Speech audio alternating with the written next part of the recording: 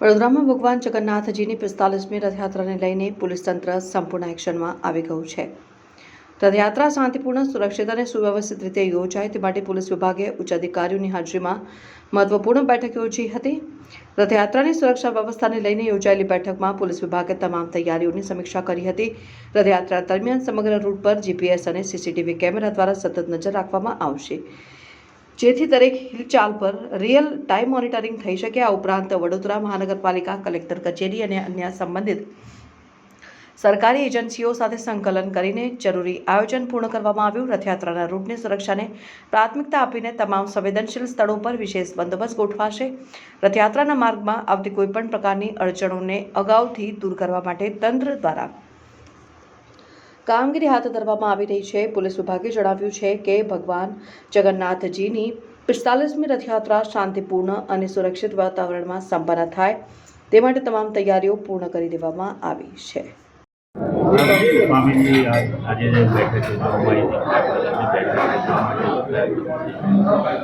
આજે ઇસ્કોન મંદિર દ્વારા જે પરંપરાગત તરીકે રથયાત્રા નીકળી છે, આ વખત 16 જોડાઈએ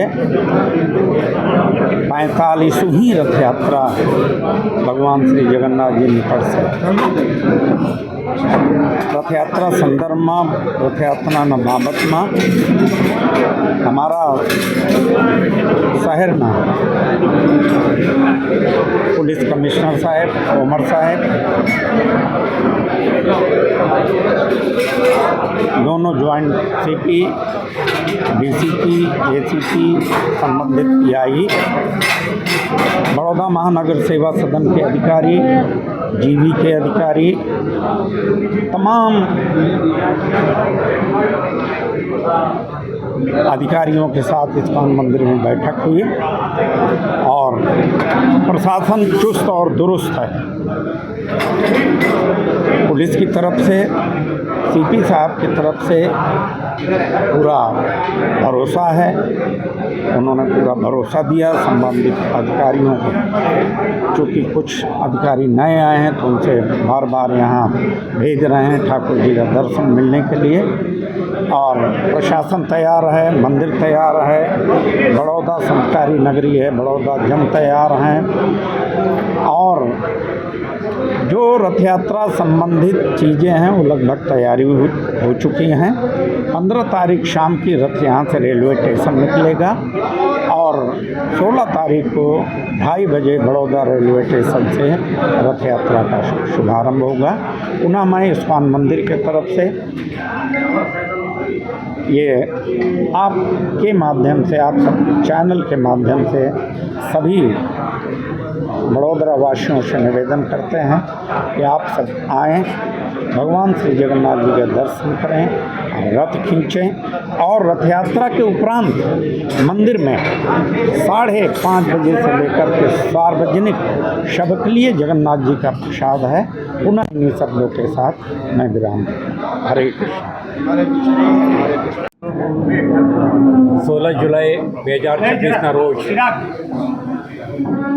45th શ્રી જગન્નાથ રથયાત્રાનું આયોજન કરવામાં આવનાર છે।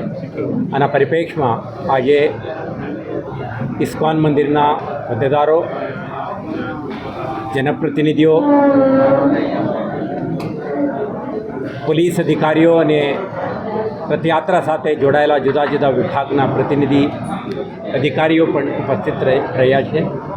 આ બેઠકમાં રથયાત્રા અનુસંધાને કરવાના થતી એડવાન્સ પ્રિપરેશન્સ, સુરક્ષા વ્યવસ્થાઓ અને અન્ય વ્યવસ્થાઓ અંગે વિગતવારની ચર્ચા કરી છે। પોલીસ વિભાગ તરફથી દર વર્ષની જેમ આ વર્ષે પણ વિગતવારનું સુરક્ષા વ્યવસ્થા ગોઠવવામાં આવશે। ઓલરેડી આ અંગે ઇન્ટર ડિપાર્ટમેન્ટલ કોઓર્ડિનેશન બેઠકનું આયોજન થઈ ચૂક્યા છે, અને સાથે સાથે આપણા એન્ટાયર માર્ગનું નિરીક્ષણ, સુરક્ષા પરિપ્રેક્ષમાંના સ્કેનિંગ, કેટલાક ઇન્ટરવેન્શન્સ, સાથે સાથે અસામાજિક તત્વો અને ડિસરપ્ટિવ એલિમેન્ટ્સ ઉપર આપણા નજર સમગ્ર રૂટમાં પોલીસની હાજરી અને ડોમિનેશન અંગેની કાર્યવાહી શરૂ થઈ ગયું છે. આવતા દિવસોમાં આ પ્રકારના સુરક્ષા વ્યવસ્થા સંબંધિત એક્ટિવિટીઝને વધુ પ્રોએક્ટિવલી હાથ ધરવામાં આવશે અને સાથે સાથે મંદિર તરફથી અન્ય વિભાગો તરફથી જે કરવાની થતી તૈયારીઓ પણ સંકલનમાં સિનર્જીમાં રહીને વ્યવસ્થા ગોઠવવામાં આવશે. આજના બેઠકમાં જેના પ્રતિનિધિઓ, પક્ષના હોદ્દેદારો અને અન્ય તમામ સંકલિત વિભાગો તરફથી નિર્ણય કરવામાં આવ્યું છે કે 16 તારીખે યોજાનાર રથયાત્રા શહેરજનોને આસાનીથી દર્શન ભાગ્ય મળે અને એક શાંતિપૂર્ણ માહોલમાં સંપન્ન થાય તે દિશામાં પ્રયાસ કરવા અંગે નિર્ણય લેવામાં આવેલ છે. ખાસ કરીને રથયાત્રા નીકળવાની આજે આપણે રથયાત્રાથી થોડા દૂર છીએ. હું ફરીથી તમને જ્યારે રથયાત્રાના તારીખ નજીક આવે ત્યારે પોલીસ વિભાગ તરફથી કરવામાં આવતી તમામ સુરક્ષા વ્યવસ્થા અંગેની વિગતવારનું જાણકારી તમને આપીશ. Thank you.